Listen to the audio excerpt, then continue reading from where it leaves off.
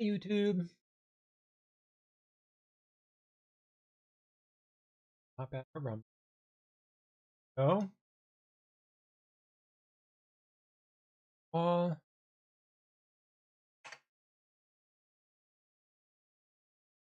Oh, cool. I guess it just like cycles through and set it to do.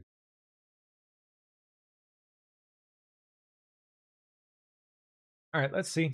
What do we got? Do I have anything tagged? Oh, probably just.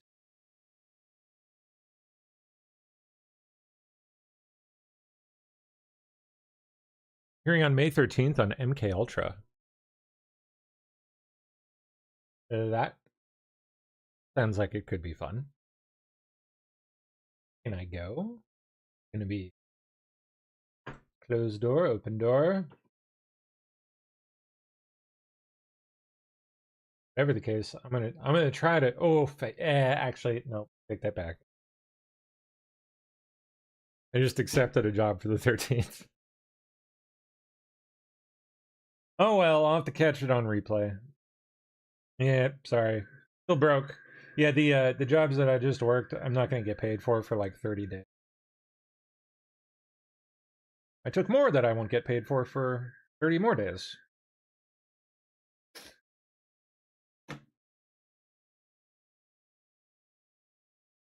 Yeah, one of them happens to be on the 13th.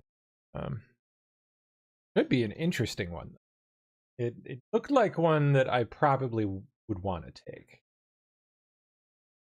I don't want to say anything.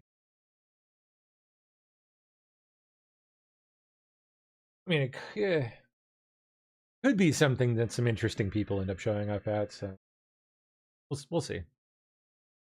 Big one too. On for 2 days for that one.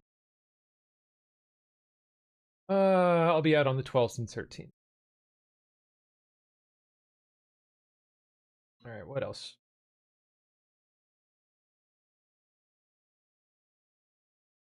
MK Ultra hearing. I both today. I both.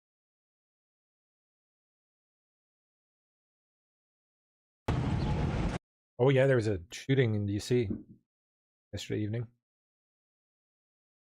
I guess someone with a gun near the Washington Monument. Quite a scene.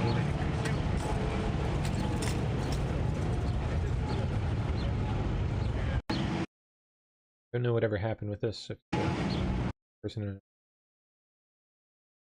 Maybe we'll get to it in the pile. More AI bullshit. Okay. Secretary Rubio. Are you in the black? Yes, ma'am. Right there, in the black. Just held a press conference today, I guess. Mr. Secretary. Where you? No, right there. You both are wearing black. Thank you. She's closer. No, you don't have black. You have blue on. I'm colorblind, but I know blue and black. Right there. Yes, ma'am. No, you. The first one I called on. Thank you, Mr. Secretary. Thank you. This is chaos, guys. Go ahead. Welcome to the White House. You've long been a leading voice on human rights in China, and so including religious persecution and forced organ harvesting. So President Trump prepares to meet Xi Jinping next week. Do you expect human rights concerns to be on the table? Or well, we always raise those issues, and they remain true. And I think we've proven in some cases it's most effective to raise them in the appropriate setting. But we always raise those issues. They're important to us, among with others, of course. But those issues remain prominent in our view and in our conversation about these things. And we'll continue to raise them in the appropriate forums. All right. Let's get to the front. These guys are going to get mad. Go ahead. I'm sorry. Thank you. Segment Kelly, Associated Press. You mentioned earlier that Secretary Rubio. some countries have privately and publicly indicated their willingness.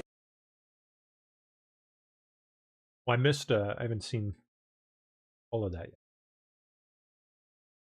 Jump over.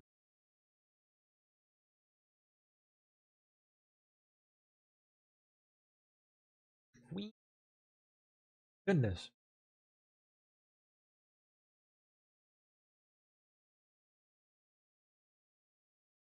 You were so awesome. Yeah. All right, let's. There's no way we're gonna get. We'll just pick a spot and just start there. Coming up because they have. Oh, Trump this morning getting interviewed on what's this? Probably can't be used. Do we have to get back the highly enriched uranium? Is that a red line for a deal? Yes, we do. Do they That's have to part of cap their missile production? And by the way, from a standpoint of value, it's not very valuable. Probably can't be used. They may not be able to get it because, despite they love to say, oh, maybe these great pilots didn't do their job. In the dead of night at 1 o'clock in the morning with no moon, every single bomb went down those air shafts. It's the most incredible. Thank you. Totally, I use the word obliterated, and the Atomic Energy Commission agreed with me. So people don't even know if you can get it. And by the way, if they could have gotten it, they would have gotten it. That was one of the great military maneuvers ever. I agree. It's glowing dust, but I'd like to get it back so that they can't be tempted. Is that part of your red lines? They got to give that back to us? No, we want it back. We want it back. How about, is it a red line that they have to cap their missile program and have intrusive inspections? Yeah, because I don't trust them. You have to look a little bit like at the neighbors. They can't have less than, they say, well, what about other people? Look, missiles are bad, but, yeah, and they do have to cap it, but this is about they cannot have a nuclear weapon. It's a very explosive situation in a lot of different ways. Their oil, when you turn off the oil underground, and the mechanical too, but underground has a tendency in like almost 100% of the cases to literally explode and just destroy everything around it. And you can never get that oil again. In other words, you can get back 30 to 40%, but it can never be like it is right now. It does tremendous damage to the oil system in a country if that happens. Now, Mr. President, last time you were on, they've run out of areas for storage. Oh, yeah. And they say that in 2 weeks, when they talk about time, in 2 weeks they're going to have a natural explosion of their oil that's going to make it impossible for them to really recover from. But, they have a problem coming up because they have it's a very explosive situation in a lot of different ways. Their oil, when you turn off the oil underground, and the mechanical too, but underground has a tendency in like almost 100% of the cases to literally explode and just destroy everything around it. And you can never get that oil. Sorry, that one. Let's talk about that, Mr. President. Right. You've had this back and forth with Pope Leo. I wish Pope Leo would talk about Jimmy Lai. You talk about Jimmy Lai with... You're still going with the Pope. With the chairman. Will you be bringing him up again? I will. I brought him up, and there's a lot of... there's a little bitterness, I would say, with him and Jimmy Lai. He was... Hong Kong was not as easy. But I will be bringing. I wish the Pope would. I want the Pope to talk about Jimmy Lai, and I want you to bring about the Shooter's Manifesto. I can't believe Norah O'Donnell did that. That was rehearsed, of course. They wanted you to. I did hear about that. They wanted you to walk off. Did you think about walking off? No, because then you make it a bigger story, actually. She's terrible. I mean, she's interviewed me before. She's a regular person that gets paid a lot of money. She's no different. I could get any woman off the street, practically, and they would do just as good a job as her. There's nothing special.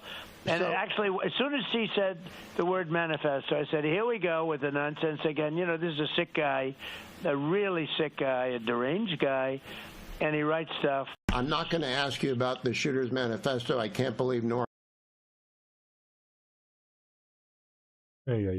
Iran launches fresh assault on the UAE. Air defense is actively downing attacks.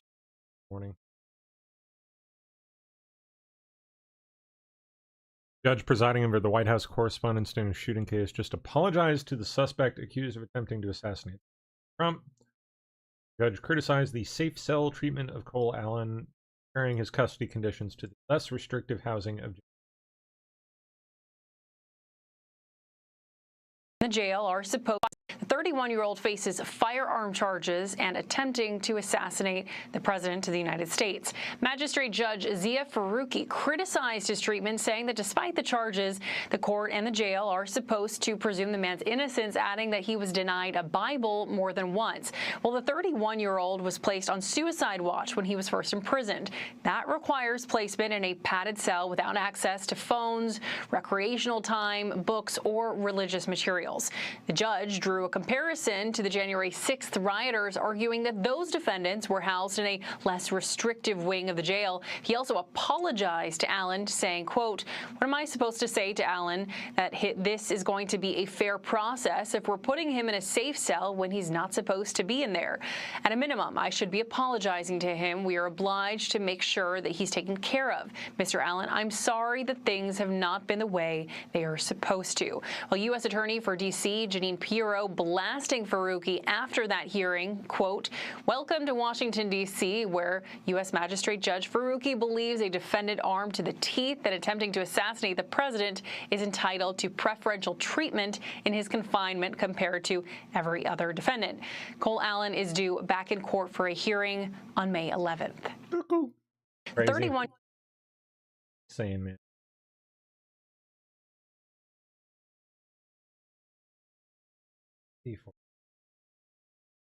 Newsom fraud bombshell. What about it?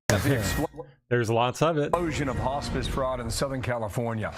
Beyond the are they continuing to dig that up, I hope? Good. billions of dollars allegedly stolen from you, the taxpayer, the lies and deception are also impacting real people in devastating ways. And William LaJeunesse had a chance to see that. He's live in Los Angeles to bring us that story. William, what you find out? Well, Bill, here's why. So Medicare provides every American roughly $35,000 for end-of-life care. Now, sometimes recruiters will sign people up for hospice without telling them that. Then they'll drain that account. The problem is when you really are terminally ill, the money is gone. I feel really violated, really. That's the whole point. In July, a stranger knocked on Trini and Enrique's door in Central California. He promised mattress pads, disposable briefs, and a new walker. I just thought it was a program trying to help elderly people. Unbeknownst to the couple, the salesman signed both up with Graceful Care Hospice, entitling the provider to more than $200 every day they stayed enrolled. He never mentioned the name hospice. A former soccer player, Enrique, lost his leg in a construction accident. Yeah, he feels bad because of what they did. My name is William LaJeunesse with Fox News. You're with Graceful Care? Yes. Can I talk to you a little about some questions of the care that you provided to individuals up in the Central Valley? At the moment, I have some workers here doing close down. Okay. You want us to wait outside? Please don't go. Okay, you want us to wait outside? Graceful Care Hospice is located 200 miles away near Los Angeles. It enrolled a few dozen patients in 2023 and 4, but last year claims skyrocketed, with the company billing Medicare $1.3 million for 109 patients on claims submitted by their physician, Dr. Stephen Pine, an 82-year-old OBGYN. Did you ever speak to a doctor? No. No. Dr. Pine, this is William LaJeunesse with Fox News. I reached Pine by phone. He initially claimed not to know Graceful Care, denied wrongdoing, and yet here's his name on Enrique's prescription. Ma'am, we have some questions about Trini and Enrique that you signed up for hospice? There's not Trini and Enrique here. No, they're not here. They're patients of yours up in the Central Valley. We went and interviewed them yesterday. They were signed up for hospice by one of your employees. He proceeded to sign her and her husband up for hospice, but never disclosed to her that it was hospice. Graceful Care says that's not accurate, and yet take a look at these receipts. A hospital bed, oxygen system, wheelchair, and dozens of more supplies from Graceful Care. You can see it does say Graceful Care here. They're billing Medicare for these things, yes. Unfrickin' real. Medicare. They brought the patient on and accessed the patient's hospice benefit and then didn't provide hospice services. Darren and Diana Peterson of American Hospice took over Trini and Enrique's case. I want these people to be caught or out of business. They only saw a visit by a nurse for 15 minutes twice. According to Medicare rules, you have to have an RN visit once every 14 days. That did not happen. Do you have an explanation for us? Graceful Care claims it did nothing wrong. Recently, movers cleared out their office. Last year, federal records show 17 hospices associated with Dr. Pine filed more than 3,000 claims for 900 patients, billing Medicare for $16 million. Anything over 100 patients at a given time that you have responsibility for as a hospice physician should start to raise red flags. 17 different hospices using your NPI number last year to file 3,000 claims on behalf of 900 patients. Pine told me that can't be true and believes some hospices use his provider number without permission. Back in Visalia, Trini and Enrique hope other seniors can learn from them. The way I see it, we were just taken in. Neither Dr. Pine nor Grace. Jeez, man.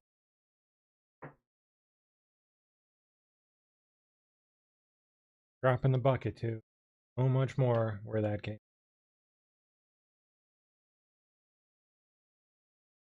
Reap the reward. Oh boy, more redistricting in other states now? A new gerrymandered map that is currently held up by the state Supreme Court. So Democrats who devised this 10-to-1 map in Virginia may not even reap the rewards of that map if the Virginia Supreme Court strikes it down. But Republicans in Tennessee and Alabama and elsewhere are now taking up redrawing the maps in their states that could easily offset the number of seats that Democrats hope to pick up in Virginia. So we're looking at a situation where Democrats may not actually pick up the seats that they wanted to pick up in Virginia, and Republicans might end up picking a total of 5 if you include Alabama, Tennessee, and Louisiana. Obviously, in Louisiana, that was the court case that the Supreme Court ruled on, where they have no choice but to go back and actually change those maps, and they could be looking at changing those maps to down to just one Democrat district. It's a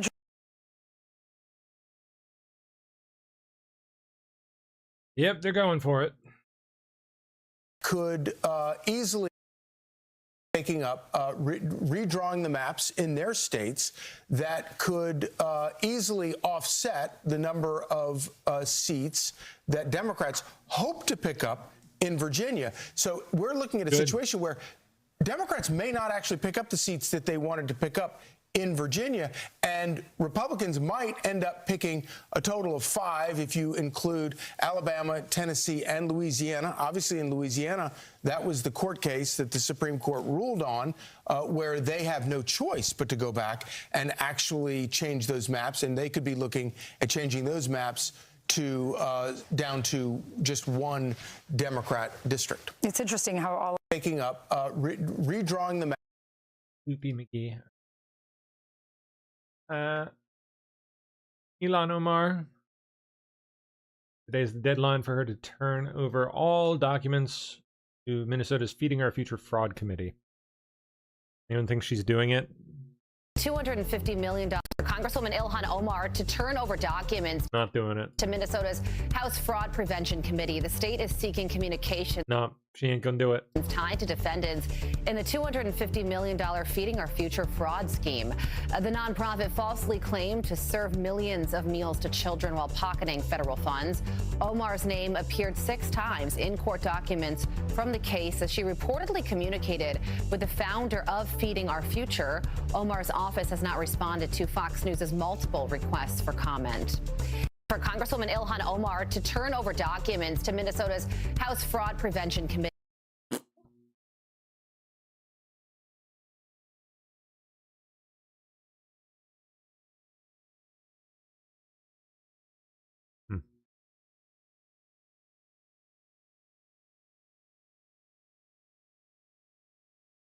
Sorry. Something acting funny on my other screen there. Travelers left in limbo after Spirit shuts down. Yeah, man. A whole bunch of people pissed off on X elsewhere. Basically left hung out to dry with what do you call it, like, a couple weeks to go until their flight that they had scheduled with Spirit. Of course, they bought months ago, being smart people, booking their flight well in advance to reap the savings. And now Spirit just tells them, just kidding, we're shutting down. You don't have a ticket anymore, bye. And now they're left with 2 weeks to spare, and well, the alternatives are not so hot when you're shopping a couple weeks before you fly, or less. I think companies like United and others have tried to offer, emergency discounts for people affected by the closure of Spirit. No.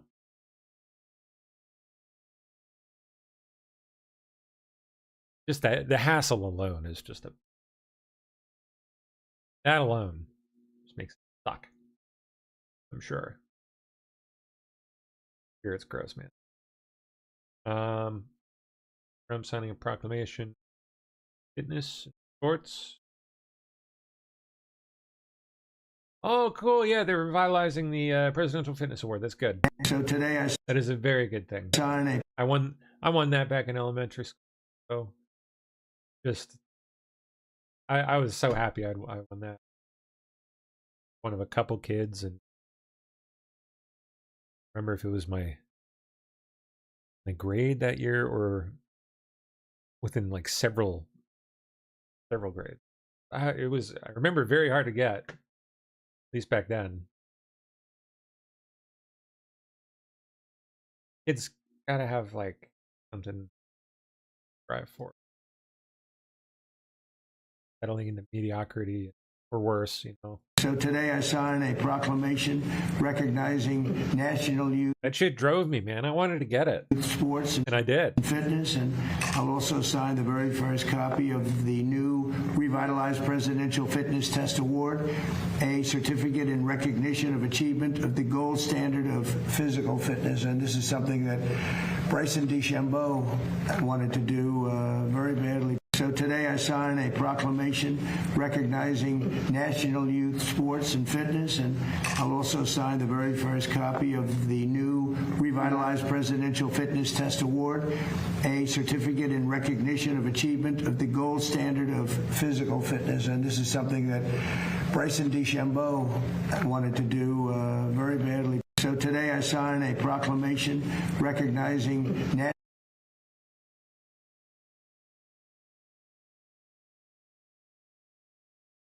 Have you heard of him?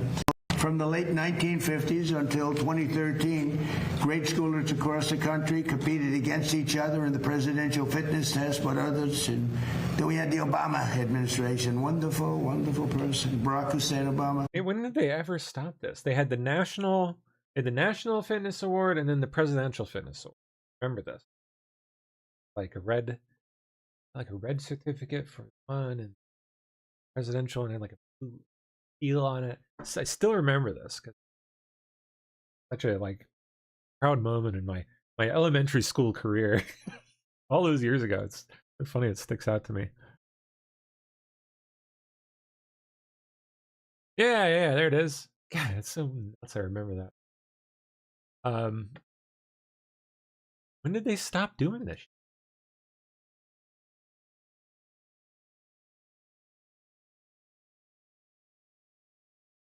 Discontinued 2012, 2013. The Obama admin replaced it with the Presidential Youth Fitness Program, which shifted focus from competitive elite performance metrics, which, I don't know, I thought was kind of like the whole fucking idea of fitness, to individual health-based monitoring, whatever crap garbage that is. Nonsense.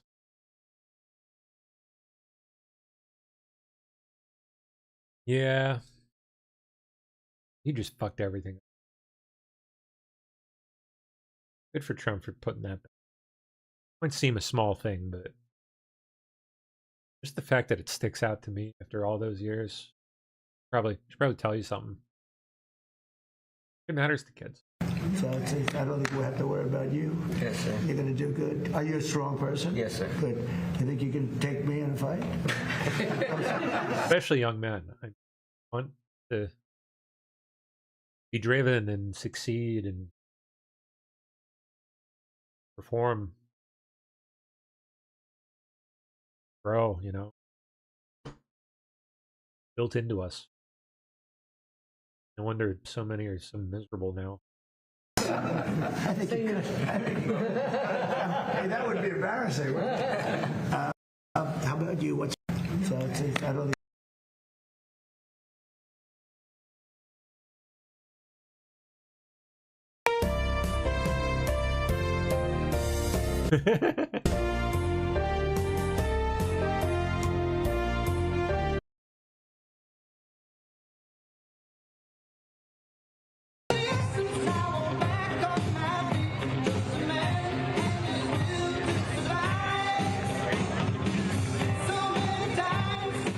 Nice. Went out there and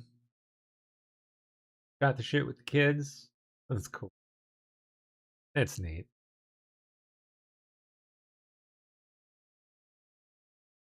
When hearts like ours meet. These guys are hanging out at the White House, I guess. Oh man, they're doing it right on the White House lawn. Remember doing these.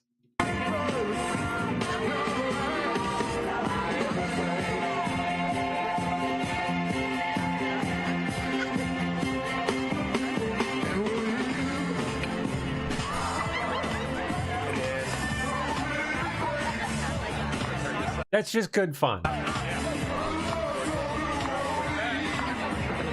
Where stuff like this went, man.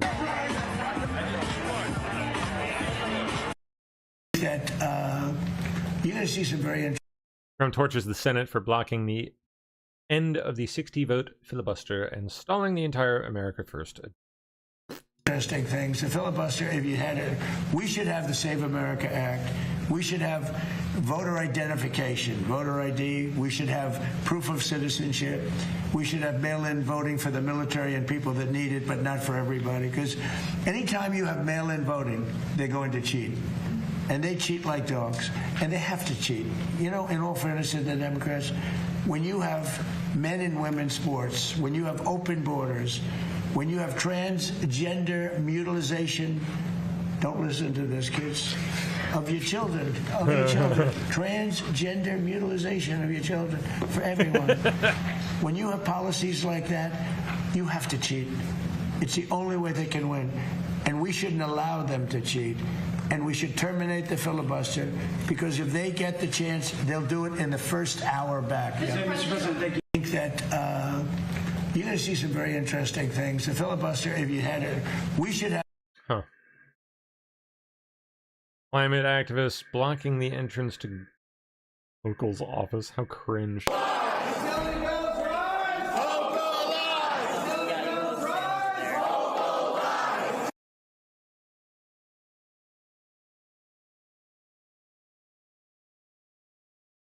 Oh, dang. Turkey unveils an ICBM 6,000-kilometer range. It's white.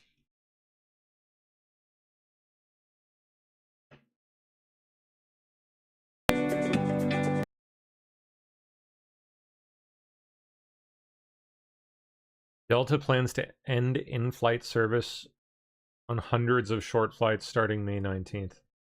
Yeah, I heard there's some funky stuff going on with Delta too.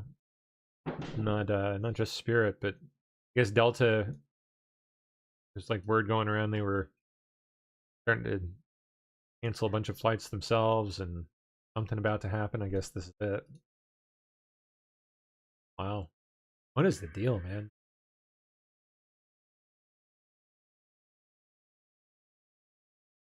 This is just they're ending like the in-flight what do you call it? Snacks and drinks and whatnot. Yeah, beverage services. 450 flights. Everything just gets worse and worse and worse. Just doesn't stop. It's crazy. All right, well, Eye of the Tiger's playing, and that's always a... Adore that man. Gorsuch gave huge praise for Clarence Thomas as he becomes the second longest Supreme Court justice. I adore that man. He is a great student and scholar of the Constitution. The ideas that we discuss in this book and try and introduce to children are things he feels incredibly passionate about. He also has maybe the best laugh of anyone I know, a great booming laugh that echoes through the court all the time. People in the court, he knows everybody's name. He's a man of great and deep faith. And he has lived the American story, the American dream. And if anybody wants to know more about Clarence Thomas, I just cannot recommend his book, My Grandfather's Son, enough. All right. I adore that man. He is a great student and scholar of the Constitution. The ideas that we discuss in this book and try and introduce to children are things he feels incredibly passionate about.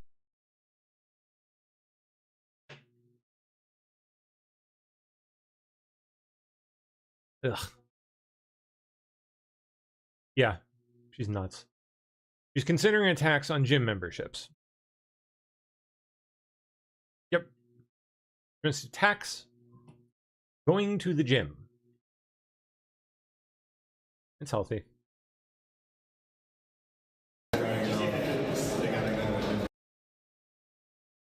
Soviet Navy have been sold to Iran. But what on earth is this? Kamikaze dolphins? Dolphins trained to kill for the Soviet Navy have been sold to Iran, but what they will do with... You know, I remember hearing rumors about this stuff like years back. Dolphins trained to...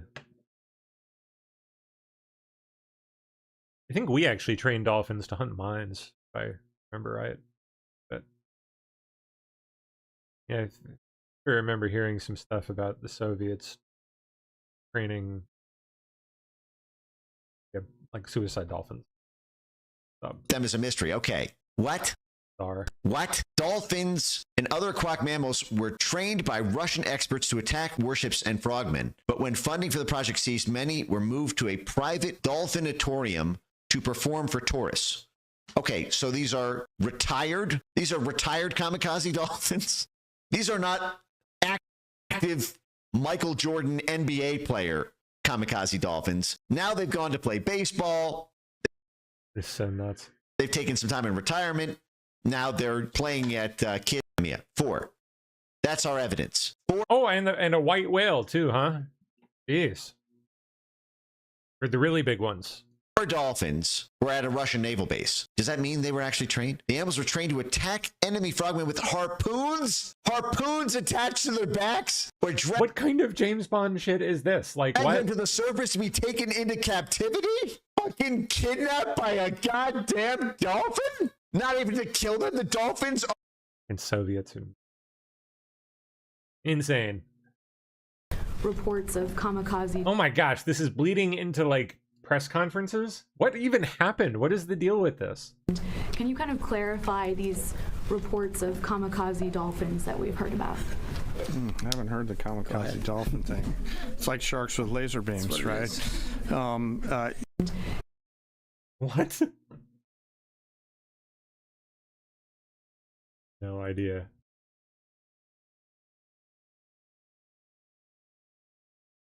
Okay. Okay.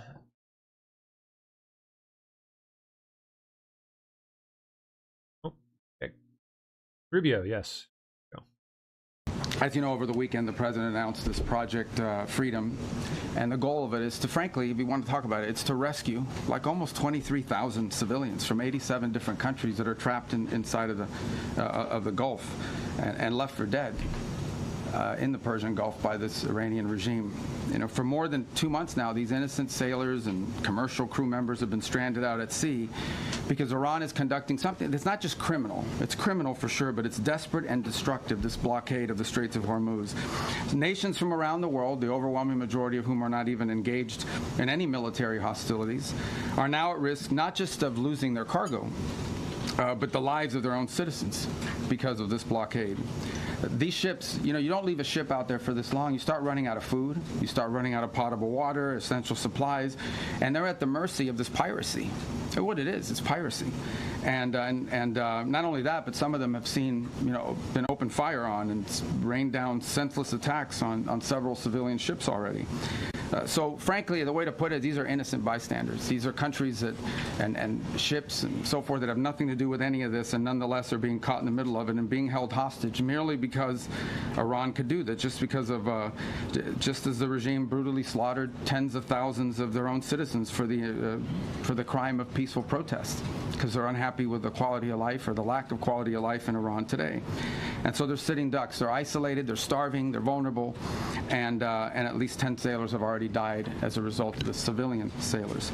So already many nations privately and some publicly have asked the United States to help free their ships and to restore freedom of navigation in the Straits of Hormuz and this critical artery of global trade. And so President Trump, as he always does, stepped up and answered the calls for their help. And he's directed the United States military to guide these stranded ships to safety, to provide a protective bubble under which they can operate and move product and get themselves out of there and out of the harm's way. And this is the first step towards reopening the strait and bringing this regime's last-ditch act of economic arson, bringing that to a close. We're doing it not only because we were asked, but because we're the only ones who can. We have the power to sort of take the steps that we've taken now. Under this president, under President Trump, the United States will help our friends. We're going to stand up to rogue regimes like the one in Tehran, and we're going to be unashamed to use our power and our abilities to project military power in the service of our national interest above all else.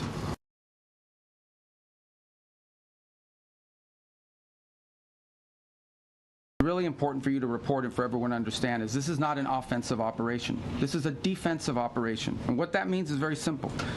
There's no shooting unless we're shot at first. Okay, we're not attacking them. But if they're attacking us or they're attacking a ship, you need to respond to that. You're not going to let some fast boat come up on the ship and shoot it up.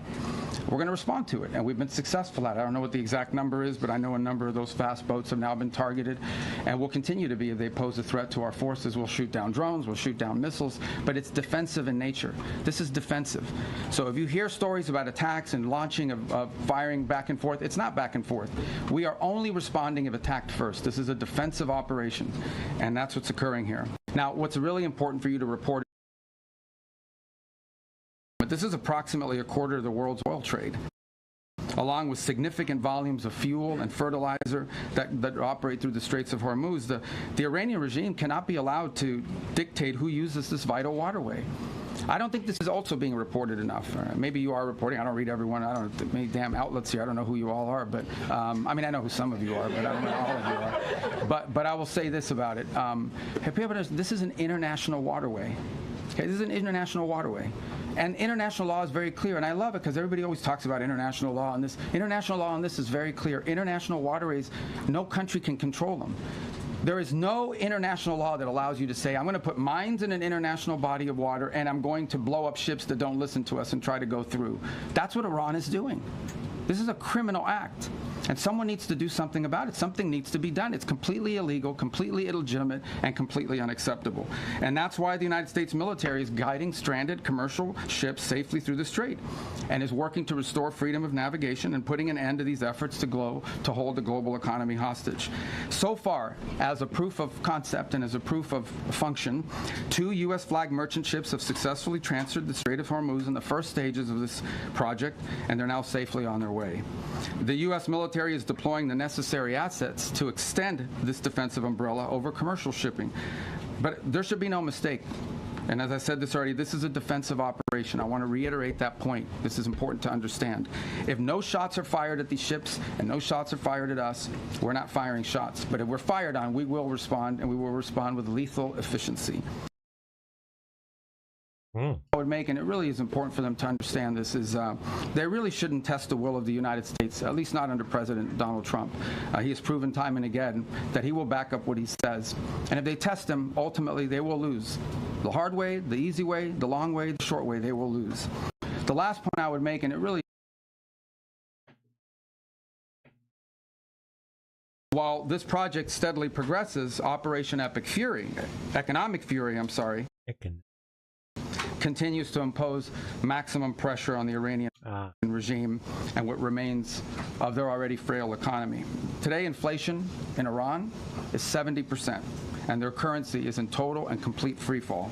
U.S. sanctions enforcement is stepping up. It's moving in lockstep with the naval blockade to degrade Iran's capacity to generate, to move, and repatriate revenue. It directly targets the regime's primary revenue lifelines.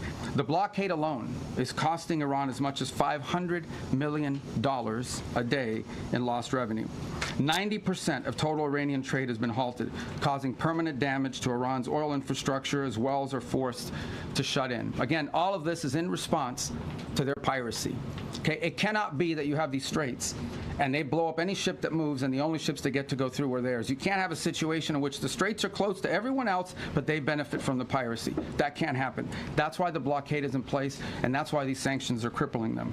Any foreign financial, and by the way, Treasury is now identifying and cutting off every dollar of revenue that's flowing to this regime. And so, look, any foreign financial institution or commercial actor that enables Iran's sanctions evasion is going to face secondary sanctions exposure and a loss of access to the U.S. financial system.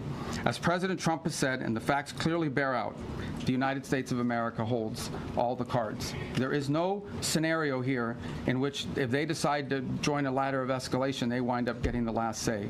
But our preference is for these straits to be opened to the way they're supposed to be opened, back to the way it was. Anyone can use it, no mines in the water, nobody paying tolls. That's what we have to get back to, and that's the goal here. Every day the conflict continues, however, our leverage on Iran will continue to increase, and their position will continue to weaken, especially as the blockade really begins to bite in conjunction with the sanctions.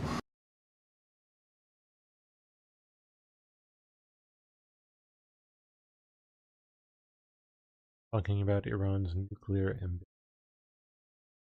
They have always said they don't want a nuclear weapon. That's because they've always said that. They just don't mean it. And why do you say, well, how do you know they don't mean it? Well, we don't mean it because they're doing all the things, and historically have tried to do all the things that you do if you want a nuclear weapons program. For example, they innovate and try to innovate long-range delivery missiles that now, in some cases, are capable of reaching much of Europe. They build these large underground centrifuges for enrichment activity. There are countries in the world that are involved in the enrichment business, but these guys do it in mountains and in caves and in hiding. They've always had secret components of their nuclear program undisclosed to the world. And we know for a fact that they retain highly enriched uranium at 60%, that they did so. And that has no civilian use, none, zero whatsoever. So they have an opportunity here to agree to something that will make it clear that they're not interested in a nuclear. One thing is to say we don't want a nuclear weapon. Another thing is to do the things that prove you don't want a nuclear weapon. By the way, if what Iran wants is a civilian nuclear program for power plants and stuff like that, there are a lot of countries in the world that have that, and they don't enrich. They import the enriched material. You know, they could have that if that's what they wanted, but they're not acting like that's what they wanted. They're acting like they want a military, nuclear program. That's unacceptable. So that's the process we're engaged in now to create. That's the object of this diplomacy, is to come up with some level of understanding about what are the topics that they've agreed to negotiate on. We don't have to have the actual agreement written out, and one day this is highly complex and highly technical, but we have to have a diplomatic solution that is very clear about the topics that they are willing to negotiate on and the extent and the concessions they're willing to make at the front end in order to make those talks worthwhile. That's what Stephen Jarrett and the whole team is working on, and I hope to have good news on it. That's the outcome we would prefer. That's the outcome we would have preferred a year ago. That's the outcome I think most of us would have preferred a long time ago. But that's not the option they've given us given their activity. They have always down the straits. So I don't know which members of Congress you're talking to, but here's what I would ask them. I would ask everybody here. It's very simple. These guys have shut down the Straits of Hormuz. This is what Iran is saying. We will shut down the straits. No one can go through. No country in the world can go through unless we allow you to go through, and you have to pay us. But our ships can go through, meaning the Iranian ships, as much as they want. That's crazy. Who would agree to that? So how are we going to have a situation where they get to close the straits to everybody, and the only people who are allowed to go through there 100% without paying anything are the Iranians? If you do that, they'll keep the straits closed forever. They're trying to make this some new normal. Okay, under no circumstances can we ever allow them to normalize the fact that they get to blow up commercial ships and put mines in the water. So the response to that is we're going to blockade your ships. If everyone's ships are not getting out, your ships are not getting out either. That's not an act of war. That's a defensive measure. It's a counter to what they have decided to do. You know what is an act of war? Putting mines in the water.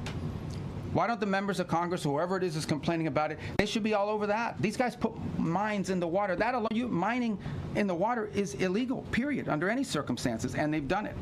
But this is crazy stuff, but this is what they've done.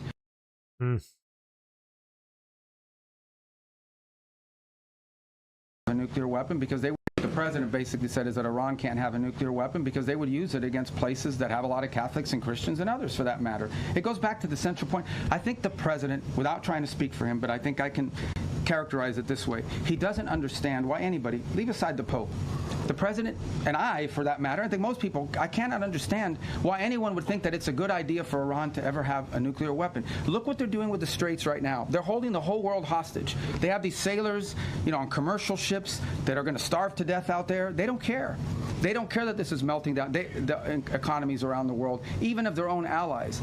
This is what they're doing with the Straits. What do you think they would do if they had a nuclear weapon? They would hold the world hostage with that nuclear weapon. That's what they would do. They would do exactly to the world with a nuclear weapon what they're doing now with the Straits. And I think the president's point is how anyone cannot see that as an unacceptable outcome and an unacceptable risk is beyond him. It's puzzling. And someone has to do something about it.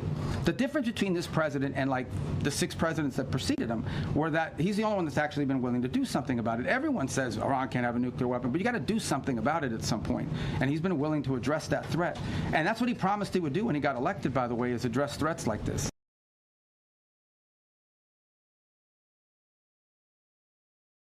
Okay.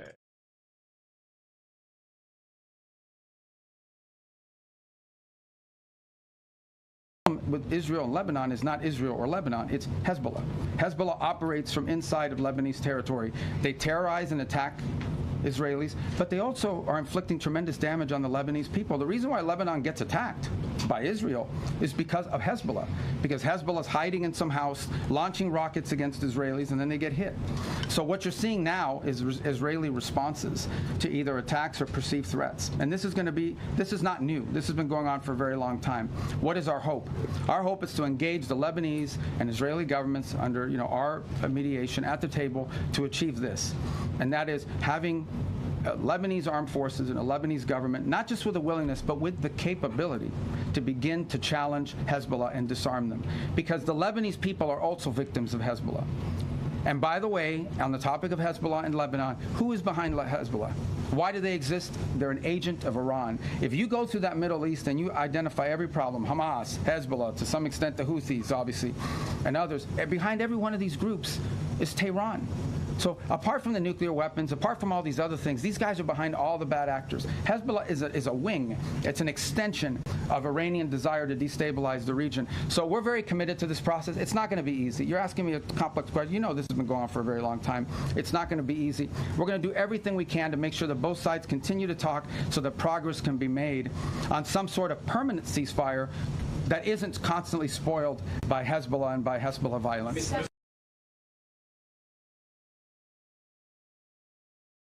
Rubio on the Iranian people. Look, he's heartbroken by these images. You think about it. You're an Iranian, okay? You're unhappy that your economy doesn't work for you. You don't have freedom. You don't have an opportunity to express yourself. You've got friends that have been shot in the head because they're out protesting. And it's heartbreaking to him to see that these people are abused in this way and have no measures to take against their own government as a result of it. By the way, this goes back, if you guys remember the protests in 2009 where they slaughtered people in the street. This is a vicious regime, guys. Okay? These are people that hang people from cranes in the town square so everyone can see. They continue these executions of people and have continue to do so for over a decade and a half now. And so I think what the president is expressing is the desire that he wishes the Iranian people had an ability to fight back against some of these things that are happening to them. And I would view that as distinct and separate from the specifics of this operation that was ongoing before it concluded, and certainly different from the operation that's going on now. Look, he's heartbroken by these images. You think about it. You're an Iranian, okay? You're unhappy that your economy doesn't work for you. You don't have freedom. You don't have an opportunity to express yourself. You've got friends that have been shot in the head because they're out protesting. And it's heartbreaking to him to see that these people are abused in this way and have no measures to take against their own government as a result of it. By the way, this goes back, if you guys remember the protests in 2009 where they slaughtered people in the street. This is a vicious regime, guys. Okay, these are people that hang people from cranes in the town square so everyone can see. They continue these executions of people and have continue to do so for over a decade and a half now. And so I think what the president is expressing. Reading something there. All right.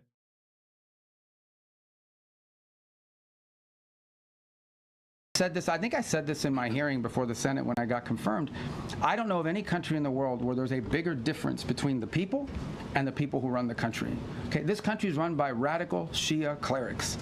And that's not what Iran and the Iranian people are. Now, they may be Shia, but they're not radicals and they're not clerics, and they just want a normal life and a regular life, and in many ways a very cosmopolitan country with an incredible history and incredible legacy and the like.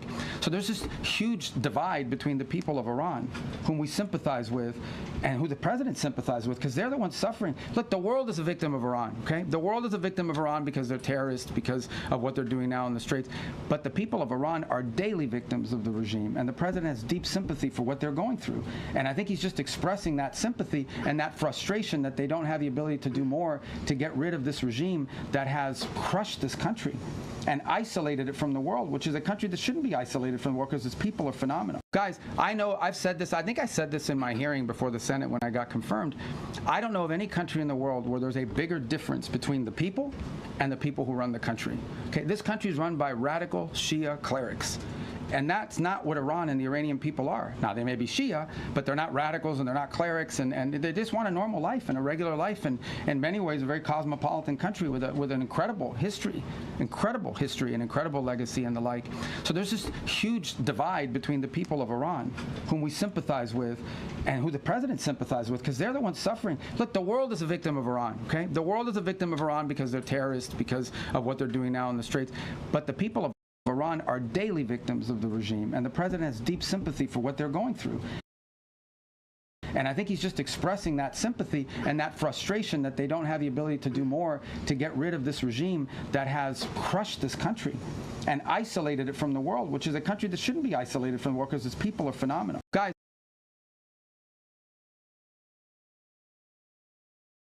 Okay.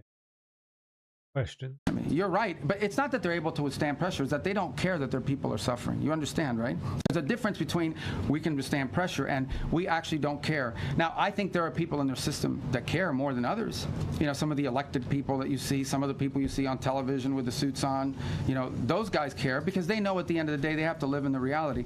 And then you have another element of their government, the clerics, the IRGC types, who probably are more immune to that and care less. They're more interested in regime survival at all costs. Look, they're suffering devastating damage to their economy. Oh, that power, man.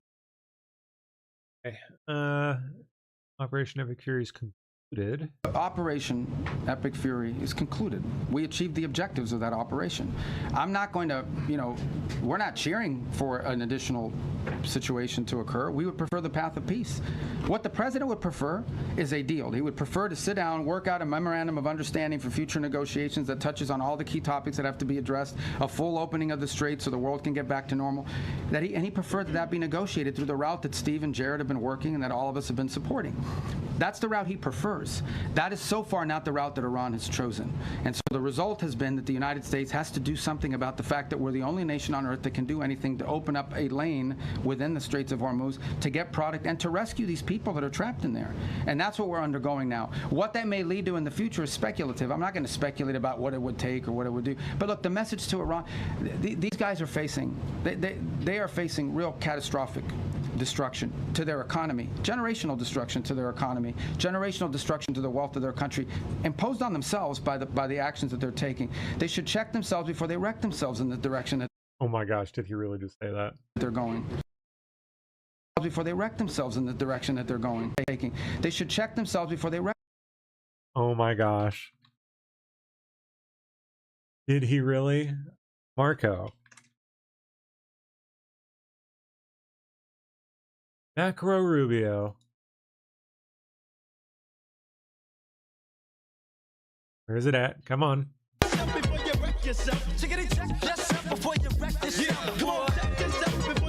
I cannot believe he just did that. About the War Powers Act. Yeah. Okay, I love it. I was hoping somebody would ask. All right, hold on. No, boy, you don't let me answer. I got to answer the question. Okay, and I love it. I'll tell you why I love it. Because even as a senator, I said something. The War Powers Act is unconstitutional, 100%. Now, this is not the position of me, not the position of the President of the United States now. This is the position of every single president that has occupied this position since the day that law passed. It's completely unconstitutional. Now, we comply with it in terms of like notification because we want to preserve good relations with Congress, right? And we do that. But even as a senator, I would say that the War Powers Act is 100% unconstitutional. And look, I know some of you, whatever you want to say, but this is not this president's position. That has been the position of every single presidential administration since the day that law passes. An infringement on the president's constitutional powers. We don't acknowledge the law as constitutional. Nonetheless, we comply with elements of it for purposes of maintaining, good relations with Congress. And we want them to be involved and we want them to be informed. I have gone on Capitol Hill, 4 times this year for all senators and all House members and Intel Committee and Gang of 8. We want them to be involved in this. But I want to be clear on the point of the War Powers Act. It's unconstitutional. And every president and every administration has taken that position.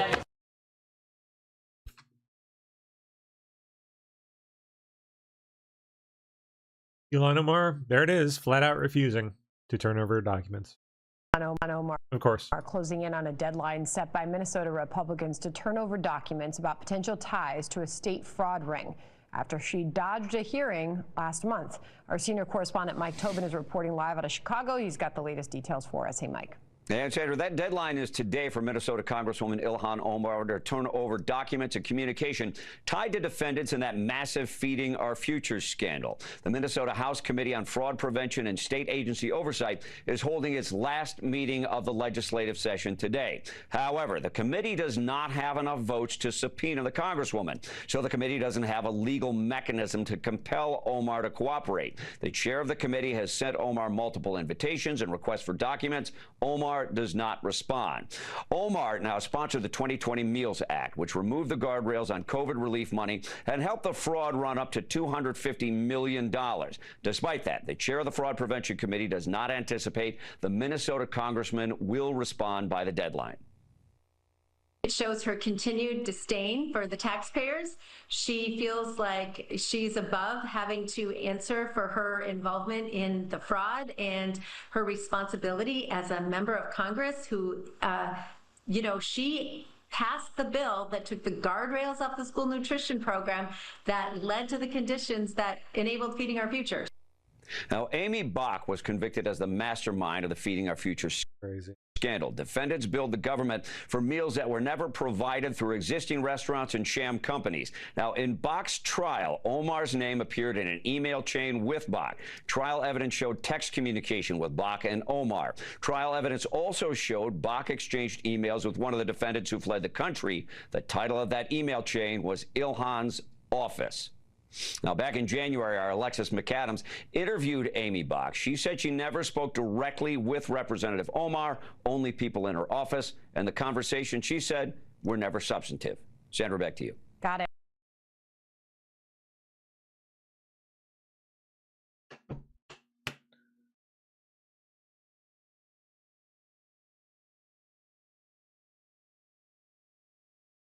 Federal aviation employee criminally charged for threatening to assassinate President Trump.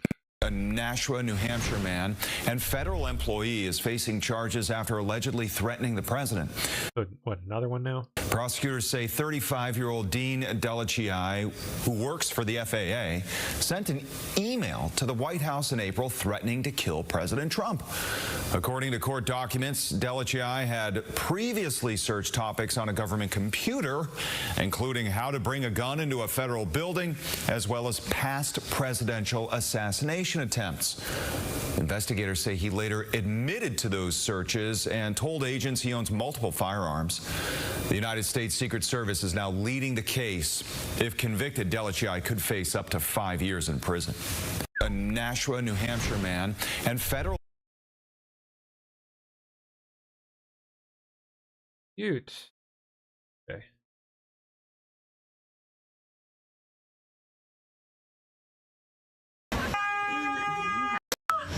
Lady chasing a kid on a dirt bike down the sidewalk? Oh my God! In her Ford Focus? What are you doing? Hell, this lady's crazy.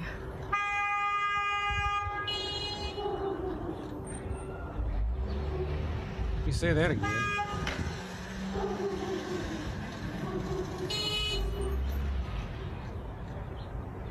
Jeez, man.